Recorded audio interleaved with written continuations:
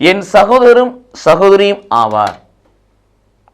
இது இயேசு கிறிஸ்துவுக்குள் பிரியமான என் சகோதர சகோதரிகளை இந்த நிமிட நட்சத்திரக்கு இயேசுவின் நாமத்தில் நான் உங்களை அன்போடு அழைக்கிறேன்.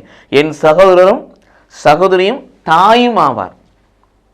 இயேசு கிறிஸ்து அப்பக்கமாய் திரும்பி ஒரு வார்த்தை சொல்கிறார். இயேசுவுக்கு சகோதரராக, இயேசுவுக்கு சகோதரியாக, இயேசுவுக்கு தாயாக மாற வேண்டும் என்று சொன்னால் நாம் ஒன்று செய்ய வேண்டும். மத்தேயு நற்செய்தி 12:50 வாசிப்பது போல, வானகத்தில் உள்ள என் தந்தையின் திருவுளப்படி, சித்தத்தின்படி, விருப்பத்தின்படி, எண்ணத்தின்படி, திட்டத்தின்படி யாரெல்லாம் வாழ்கிறார்களோ அவர்கள் எனக்கு தாயும் சகோதரனும் சகோதரியும் என்று சொல்லுகிறார். அப்ப கடவுளுடைய திருவுளப்படி வாழ வேண்டும். அந்த திருவுளத்தை எப்படி வைத்துணர்ந்து வாழ்வது? ஏசாயா 50:4 வாசிக்கிறோம்.